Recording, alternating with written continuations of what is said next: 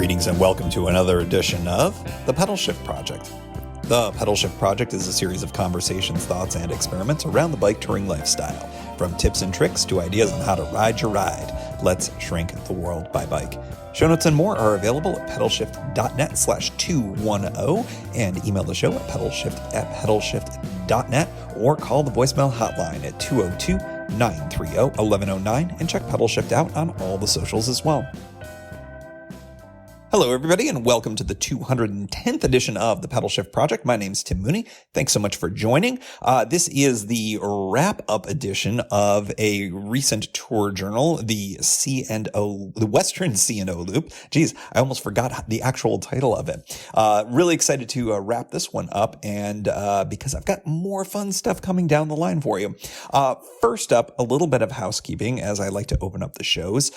As promised, the winner of the June 2020 bicycle touring draft is Aaron Flores. He now holds the belt. I came in a distant second place. Guthrie came in third, even more distant than that. And Brock's peculiar tall bike tour was a beautiful unicorn that just did not resonate with you, the gentle voter. But congratulations to Aaron Flores for winning the belt. He is now the holder of the bicycle touring draft championship belt. I'll keep saying belt, I guess.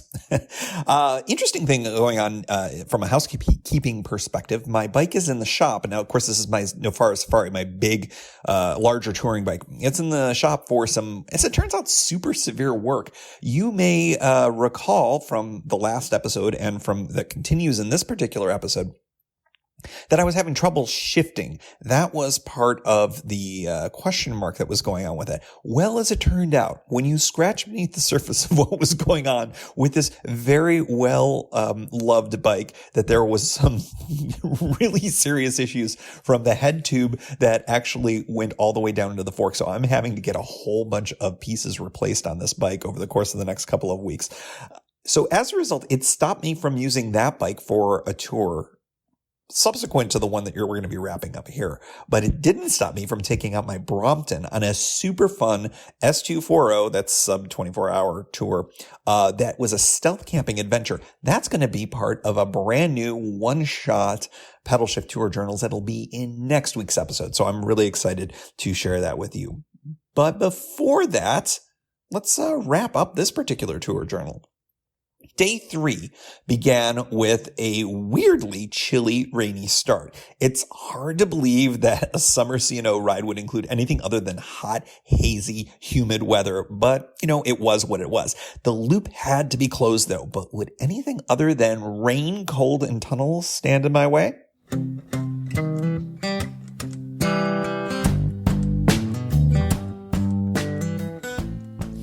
Good morning. Beginning of day 3 here at Pigman's Ferry, and I am making breakfast after a very, very rainy and, for the time of year, very chilly morning. Holy moly. I think we're in the 50s at best right now. I even, this time of year I usually will consider doing a cold brew. That I sort of created the working method of it last year. Now this year I just happen to have a whole bunch of it left over from a big batch that I made at home, so I just brought basically a container of it. And this morning I was like, there is a 0% chance that I am going to drink cold coffee, so I warmed this up in the same pan I'm making grilled cheeses out of. So we'll see how that goes. So here we go. Experiment number 1. Not bad. It's warm.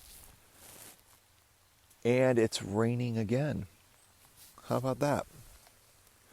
All right. Well, we're going to move back into the tent as quickly as practicable because it is starting to rain with alacrity. Can it rain with alacrity? Man, I was not expecting the weather to turn this bad, this quick. I did know that there was supposed to be rain. I was not aware of it being a possibility this late into the morning. It's a little after 8 o'clock.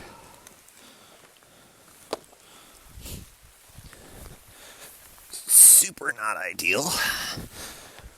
Definitely going to be a later morning than I thought it was going to be. But the good news is I have everything I need, I think, to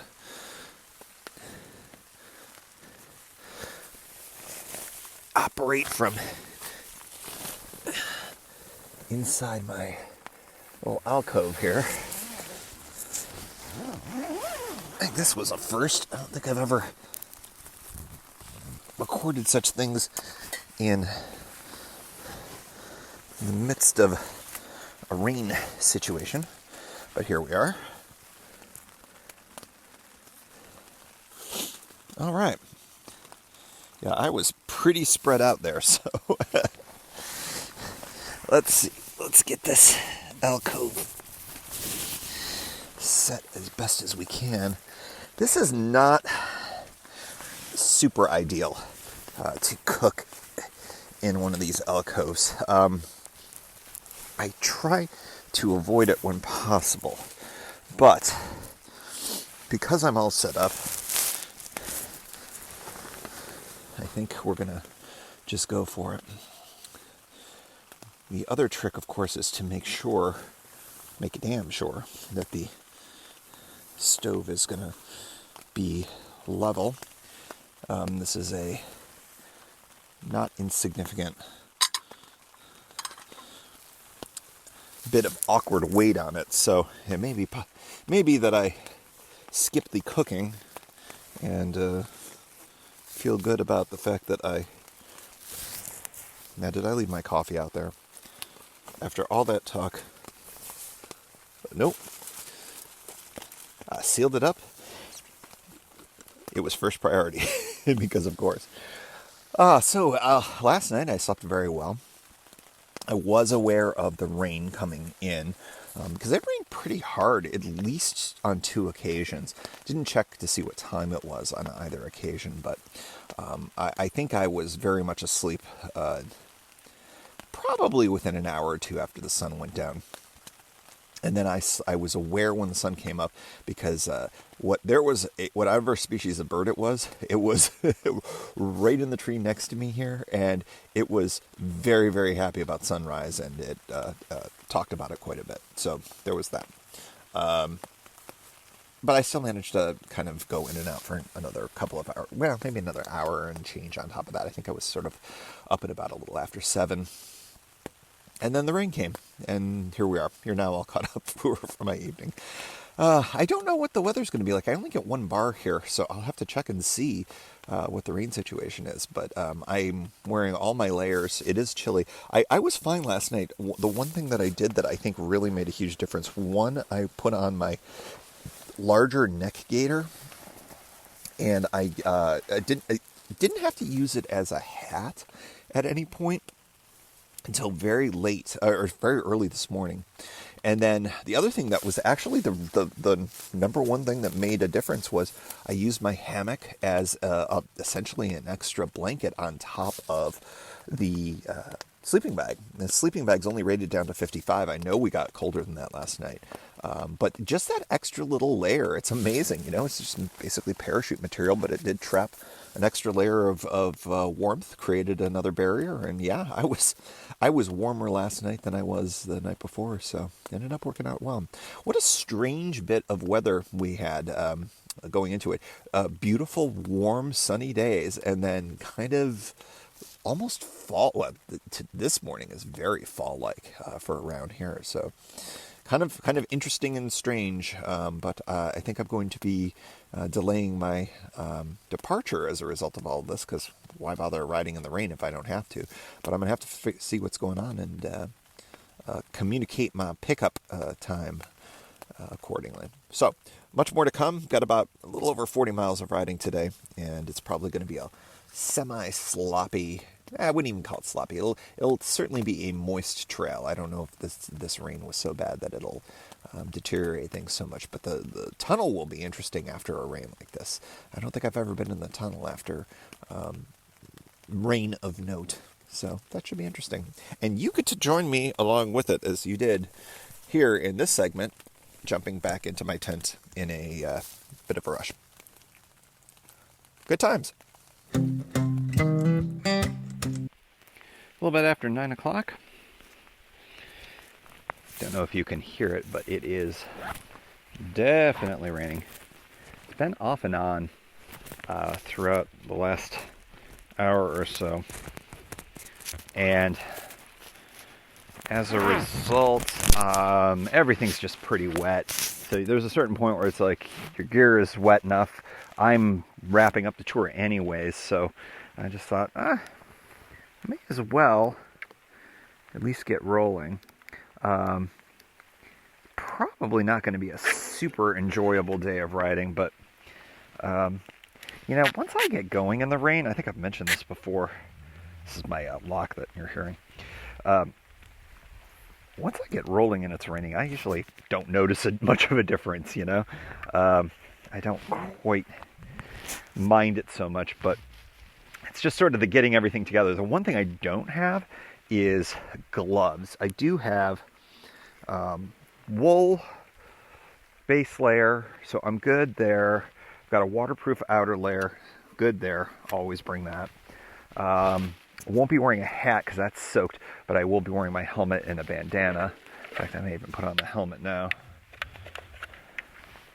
to the extent that doesn't interfere with this recording. Sorry for the microphone slip there. Well, maybe we'll just let that dangle.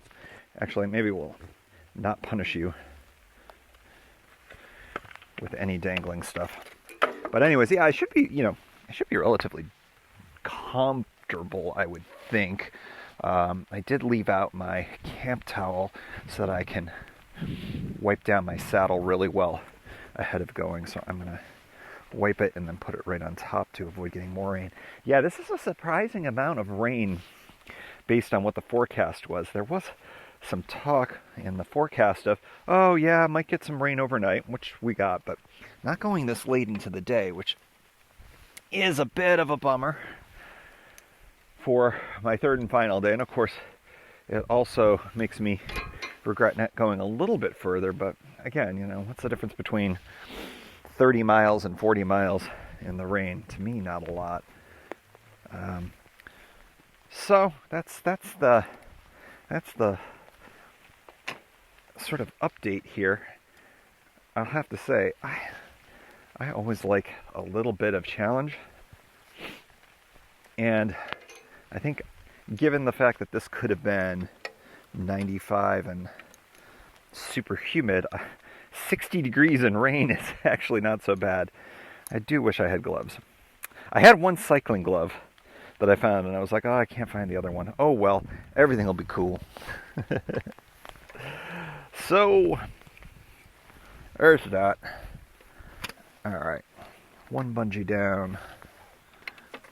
Second bungee for the other side. I'm now putting in the, on my front rack, you've probably seen pictures on the socials, I put my sleep kit on there. Those event bags, by the way, I'm going to once again give them, they're from, Events, I think is actually the brand of it. They are really, really handy. Not nearly the same waterproofness as the Ortliebs, but but I shouldn't even say that. They are as waterproof as the Ortliebs, but they compress their compression sack, which I think is very handy, especially for bungeeing them to other racks. There we go. Ortlieb number 1 is put on. Grab an Ortlieb number 2, and then the other bag I have is that enormous, rapidly pinkifying. It used to be a very orange bag, and with all of its exposure to the sun over the last few years, it's practically pink now. That's just a regular old dry sack, no compression capabilities at all.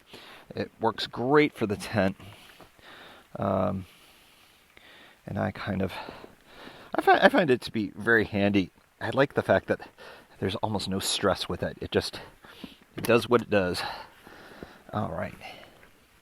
Second Ortlieb is on. Whoa! And there goes the bike.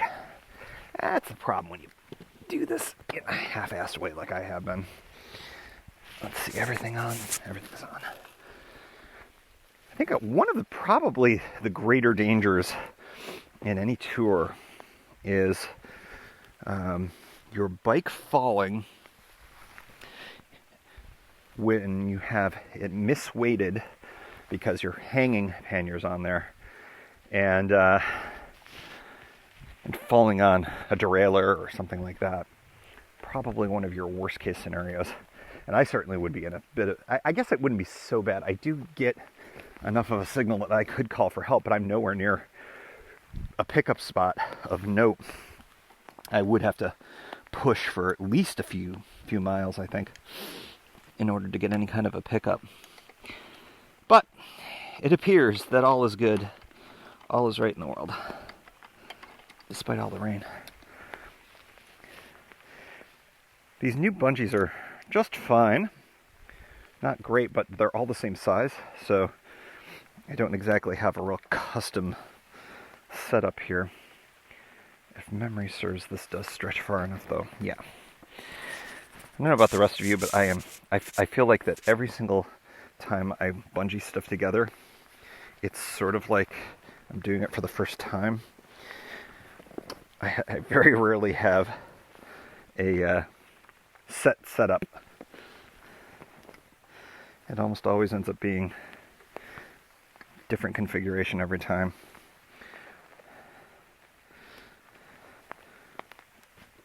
But I do have my tricks. There we go. Yeah. All right. So, well, I probably should have flipped it the other way. If I cared about what was going on with this bag, I'm looking at it right now. I have the roll facing up rather than down, so water could conceivably get in there, but it's pretty well rolled up, and everything in there is the tent, and it's tent or garbage, and it's either soaking wet or does not matter if it gets any more wet. So that is the end of my stay here at Pigman's Ferry. Lovely campsite. Interesting setup because it's this barbed wired section off from what appears to be someone's farm or meadow or property or something like that. So it's obviously private property on the other side, I would think. But although there's no trespassing signs, although barbed wire is about as no trespassing signy as you get, but I don't know if that's private property, come to think of it. Might be Park Service land over there, they just don't want us to go there. But yeah, love, really huge area. If you're doing a group situation, man, you've got tons of spots for tents. Very open, totally cleared out. Another unique spot for the C&O. And two in a row, because I'll be going past Potomac Forks in a moment. In any event, going to start rolling. Probably I'll try to bang out some miles, especially with the rain and everything, and report in for another entry into this as we get closer to the tunnel, the Paw Paw Tunnel, which will be really interesting if it's still raining.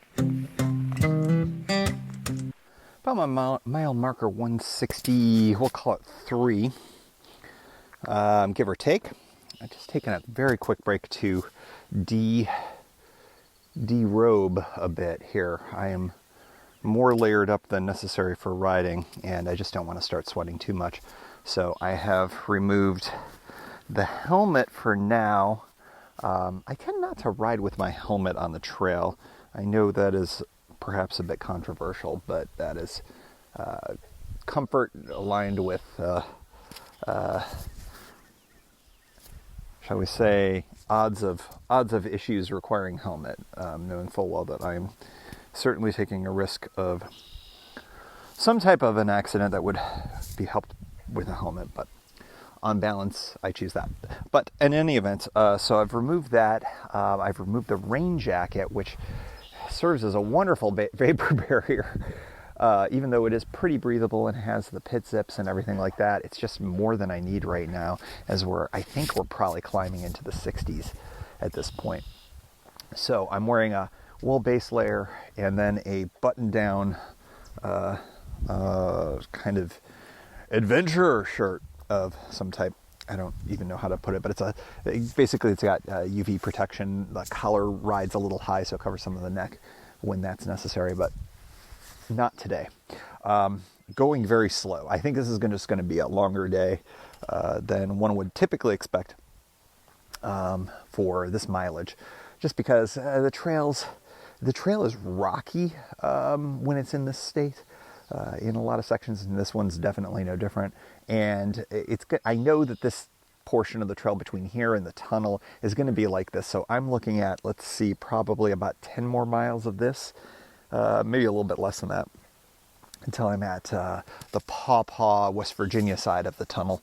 And then, of course, it'll be a relatively slow half a mile or plus of walking before I go through that. And then, again, until I hit Little Orleans, where I have the option to take the Western Maryland Rail Trail, which I think I'm going to take, although I hesitate to say that just a touch, just because I think it might still be crowded today, but I think that the weather conditions may scare some people off, so I don't think it'll be too bad. I just find that on weekends this time of year that you get a lot of folks who like to do their speed trials, and that just is not fun to be on at the same time with a fully loaded bike. But in any event, we'll see. We'll assess that when we get there. That will make the riding a little bit more pleasant for the last, say, 15 or so miles, which will get me into Hancock. So, but in the interim, I think I'm just going to stop a lot and hydrate a lot, just to keep things comfortable for the last day. So, knowing it's going to take a while anyways. I'm looking out on this beautiful meadow, a big feature of this part of the trail, and there's a bunch of deer that you can see kind of popping their heads up along the way there. And then you turn around and you see this more watered section of the canal, much wider than the canal is normally. And, it's huge turtle habitat and fish and whatnot. A lot of downed trees in there, creating some more habitat under the surface. It's pretty cool. You could still see that it is drizzling, just a little bit here and there, but it also might just be the bubbles of decomposition underneath that could be creating that. Really beautiful and picturesque. It's hard to complain about how this ride has gone. It's just been so beautiful and rejuvenating, and I'm looking forward to doing it again. I think today's kind of fun though, in this way that it's different for the season. It's rarely do I get these temperatures and these conditions with this much canopy overhead, so it should be kind of fun.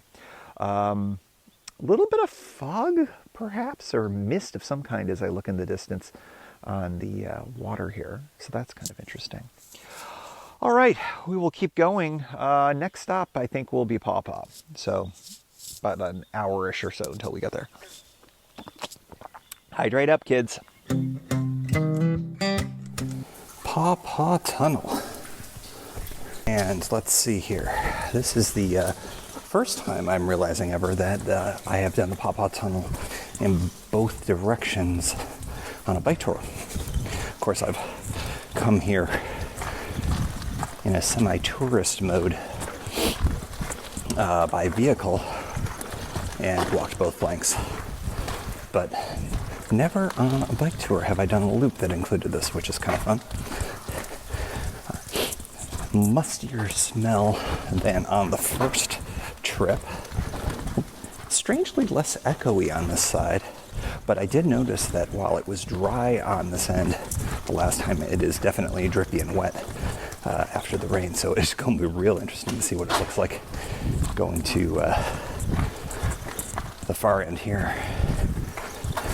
Ride's been fine so far. I think I'm going to take a break and have some food, perhaps on the other end here. Can't remember when the next campground is. That might be a rational place to do it, but we're actually getting pretty close, if memory serves, probably within 10 or 12 miles, give or take, of Bill's place. 16, I guess it would be closer to 15 miles. And that would be where I can join the paved path. But I think eating and hydrating a bit now would probably be in my best interest. But yeah, things are moving at a pretty decent clip. Even this walk is going faster than I anticipated. So that's pretty good. Once again, it seems like I might have the tunnel to myself, although I thought I saw some red tail lights up ahead. So, yes. In fact, I see an oncoming bike, so I probably will cut this conversation short as I get closer to them, because that will require some maneuvering. Or maybe you can, I take that back, you get to listen along with the kabuki dance that is two bikes passing each other in this tunnel. The width is 5 feet wide, maybe. So two loaded, fully panniered up bikes can be a bit of a trick. So I'm rooting for a bike packer. Make things a little easier. All right. Might be a flashlight, which would make things even easier. Here's the really rutted section.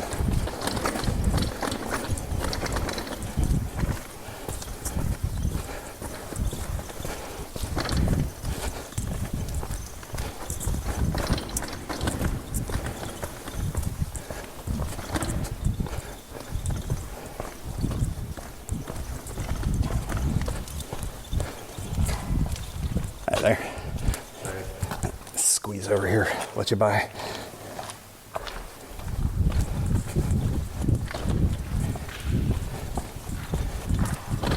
Wow. You're welcome, I guess. Cool. It wasn't a bike. It was a dude with a flashlight.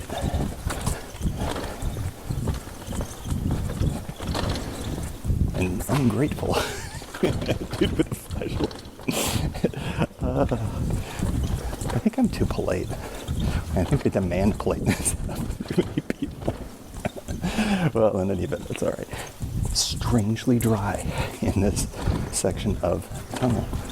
Really weird. See if I can shine in and see if the canal is watered. Out of curiosity. It should be. It is. Very shallow though. If you fell in there for any of a variety of bad reasons, you would get wet. Well, actually, the worst thing is that that's a fairly decent fall, and the water wouldn't break too much of it. That would probably hurt a lot more than one would expect. And the water only looks like it's a couple of feet deep there. It looks like that it was built to be closer to maybe 6 to 8 feet deep, maybe even a little bit more, which would make some sense because a lot of those barges were carrying a fair amount of weight. It was kind of the whole point. So this tunnel certainly was designed for more water to be in it, but it kind of makes sense to reduce the amount. You would probably injure yourself falling, but you'd injure yourself, but very likely not drown. So that kind of makes some sense for the Park Service to keep it less watered. It'd be interesting at some point if they ever chose to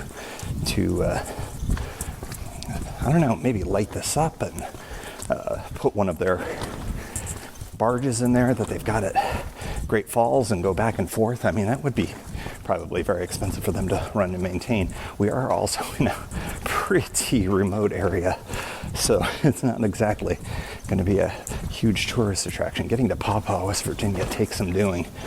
Even from my place, I think it's a full 45 minutes on Highway 9, and it is, until very recently, I never got a cell signal in Paw Paw, and now, today, I realized for the first time that I get full bars. Actually, that's not true because I put up an image to my great surprise yesterday or 2 days ago.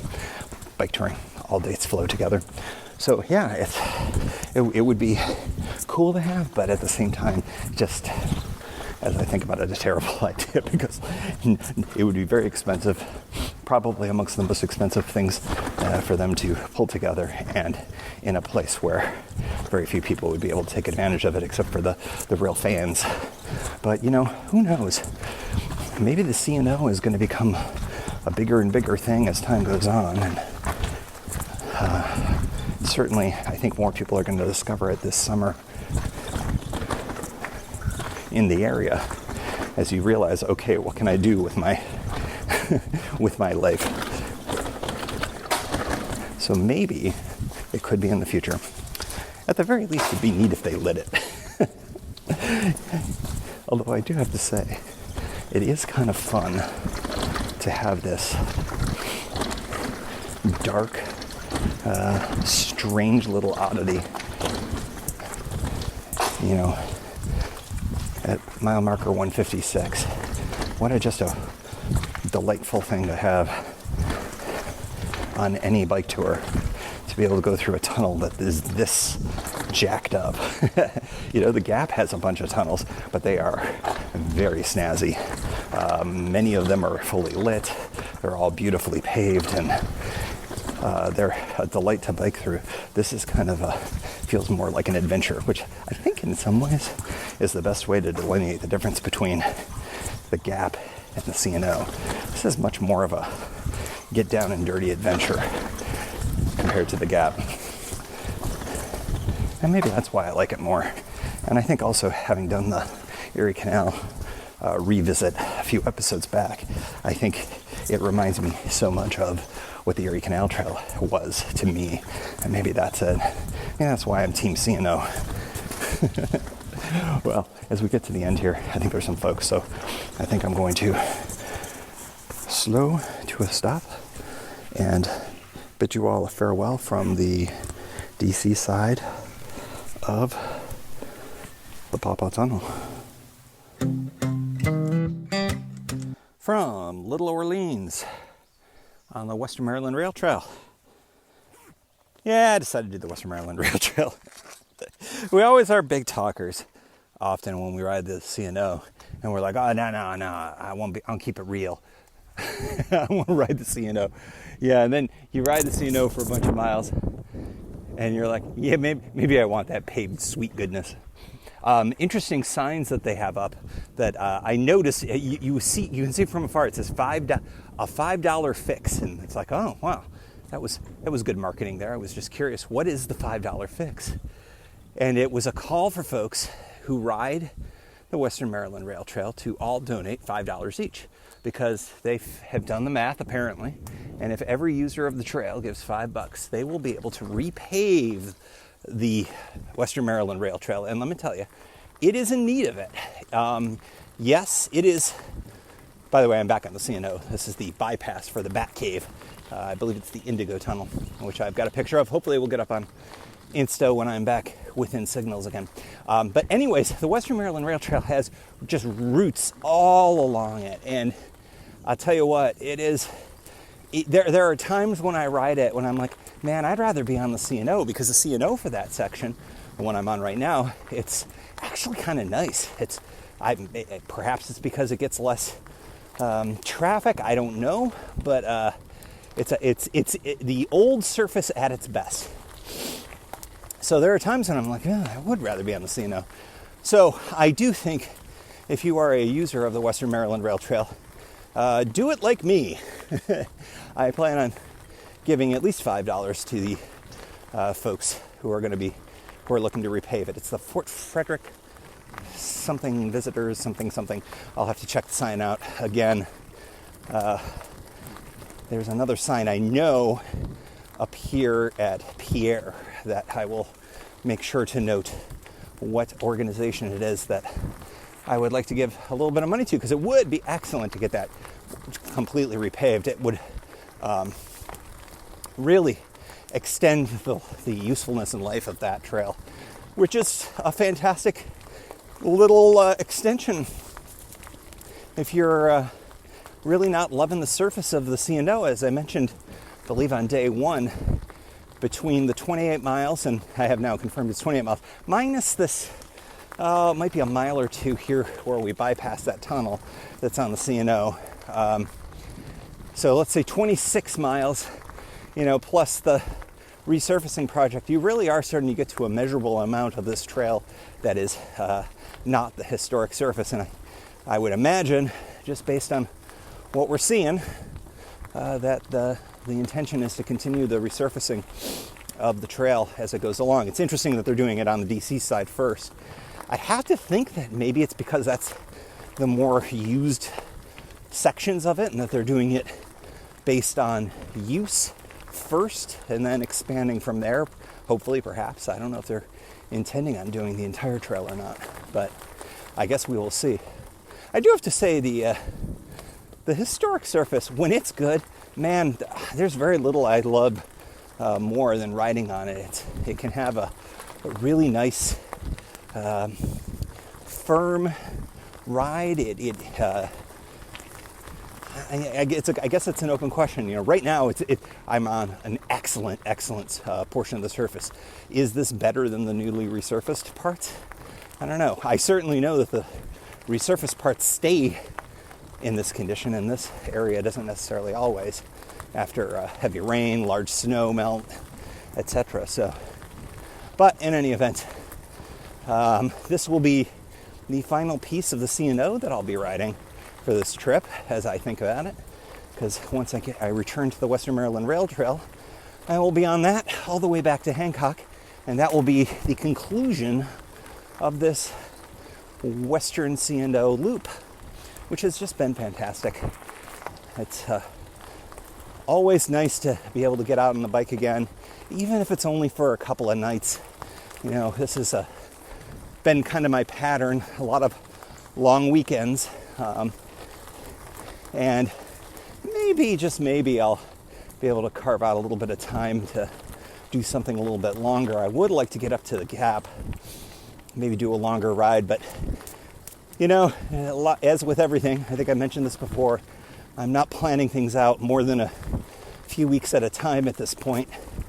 And work-related stuff is going to get more work-related, shall we say, as we get closer to the end of the summer, especially. So, well, that is it. Next stop, Western Maryland Rail Trail on the way to Hancock. And I am on my last mile coming into Hancock. Loving the paved trail. Had to sugar up. Real low energy. I think I burnt a lot of energy today. Drank a lot of water, but definitely needed that good sugar rush to wrap up these last few miles. Feeling good. It's funny when you're exercising. Boy, the sugar sure makes things work out pretty well. Big ups to the Pop-Tarts. What a wonderful trip. I will certainly have more to say about it probably soon after you hear this. But rejuvenating, wildernessy. Did run into some folks. Ran into a guy who had been biking all the way from California and is just sort of meandering around the country. And I think, in some ways, this is the worst time to do it. In some ways, maybe the best time to do it. But I'm happy that there are ways for me to comfortably do this throughout all of this. And I'm looking forward to the next trip. Sometime maybe later this summer. I'm sure the weather will be far, far different than what I had today. Holy moly. What a weird late spring bit of early spring we had today. But the loop is nearly completed, and it was a lot of fun.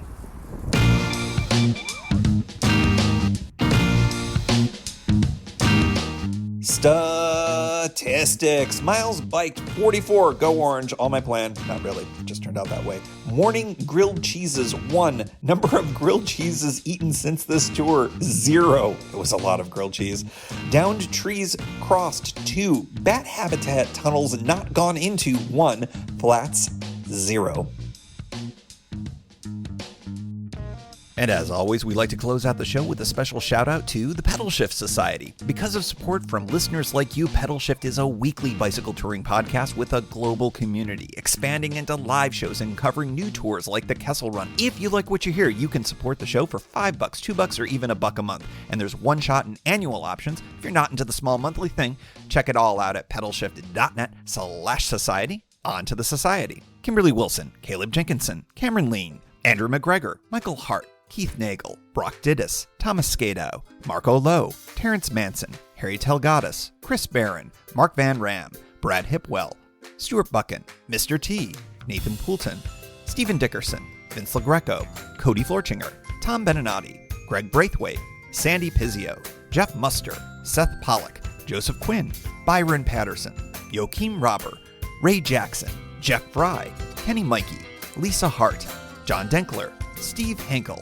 Miguel Quinones, Alejandro Aviles Reyes, Keith Spangler, Greg Towner, Dan Gebhardt, Jody Zeranin, Lucas Barwick, Michael Baker, Brian Bechtal, Reinhard Biggle, Greg Middlemas, Connie Moore, William Goffman, Brian Benton, Joan Churchill, Mike Bender, Rick Weinberg, Billy Crafton, Gary Matushak, Greg Latois Lopez, James Sloan, Jonathan Dillard, John Funk, Tom Bilch, Ronald Piroli, Dave Roll, Brian Hafner, Misha LeBlanc, Ari Messenger, David Grotke, Wally Estrella, Sue Reinert, John Letko, Stephen Granada, Philip Mueller, Robert Lackey, Dominic Carroll, Jackie McCulloch, John Hickman, Jack Smith, Carl Presso, David Neves, Patty Louise, Terry Fitzgerald, Peter Steinmetz, and Timothy Fitzpatrick. And thanks also to all past and anonymous members for helping make this show happen. Thank you for joining. You can find Pedalshift at pedalshift.net for more great bicycle touring content. You can hear the Pedalshift project through Apple Podcasts or your favorite podcast app. Opening music courtesy of Jason Kent off his self-titled album. The track is called America. Check out his band Sunfield's latest release, Mono Mono, wherever cool music is available.